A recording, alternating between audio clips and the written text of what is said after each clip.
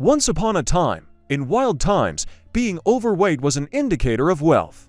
Being overweight was considered a status thing, but as times changed, women began to lose weight. There were new standards of beauty, in pursuit of which people sometimes went to terrible tricks. In this article, I will talk about some of the creepiest of them. Alcoholic diet from an English king.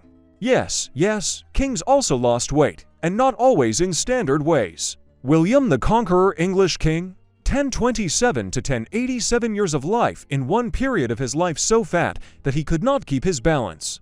In the saddle, the court physician told him the way to lose weight was simply to give up solid food and consume only liquids. William the Conqueror decided to stick to wine.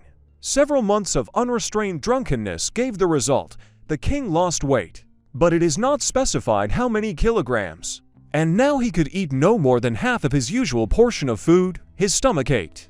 Of course it did. From such a diet, a tapeworm for a fine lady's breakfast. In the Victorian era, thinness and pallor were fashionable. This was usually the look of women with tuberculosis, of which there were many. And those who were not lucky to get sick brought themselves to the same state of appearance, taking pills containing the eggs of parasites, tapeworms. When the eggs hatched inside them, the parasite grew and absorbed all the nutrients from the host's body. Many women did lose weight in this way, but the consequences could be terrible. In addition, it was almost impossible to remove the parasite from the body. Women had to take special pills or use dangerous inventions like that of Dr. Myers from Sheffield. Myers' invention was a long cylinder that was inserted into the stomach like a modern probe. They were trying to get a tapeworm out of the stomach for a minute. This worm could be several meters long. It wasn't safe, of course. Many patients died of suffocation. Arsenic-laced tablets, and this is another invention of the Victorian era. Women were fully aware of the negative side effects of arsenic potential death, but took the risk anyway. These pills supposedly boosted metabolism, helping people lose weight. Fletcherism is a chewing dye. This method was invented by an American Horatio Fletcher in the early 20th century.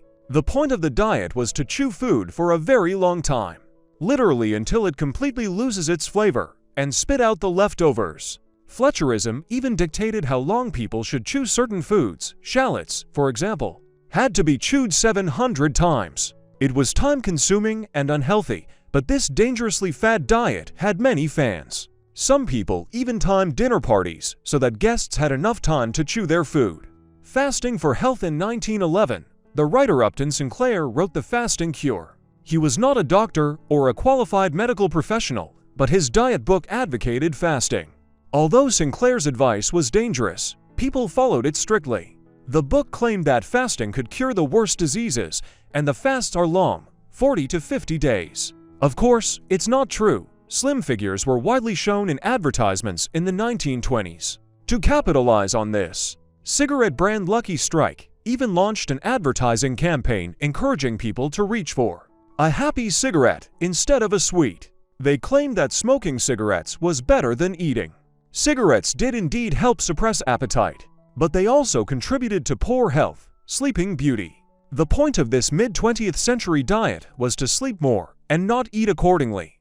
People drank sleeping pills in large doses and slept up to 20 hours a night. It is scary to imagine what were the consequences in case of more or less long-term practice. Apple cider vinegar diet. The first variations of this diet appeared in the early 19th century, but the vinegar diet became widely practiced a century and a half later. A doctor from Vermont claimed that regular use of apple cider vinegar helps burn fat. Allegedly, apple cider vinegar helps dissolve fat, promoting weight loss and lowering cholesterol. There is no evidence of this, naturally, but there is definitely harm to the stomach. Funny diets. There were some pretty funny ways to lose weight.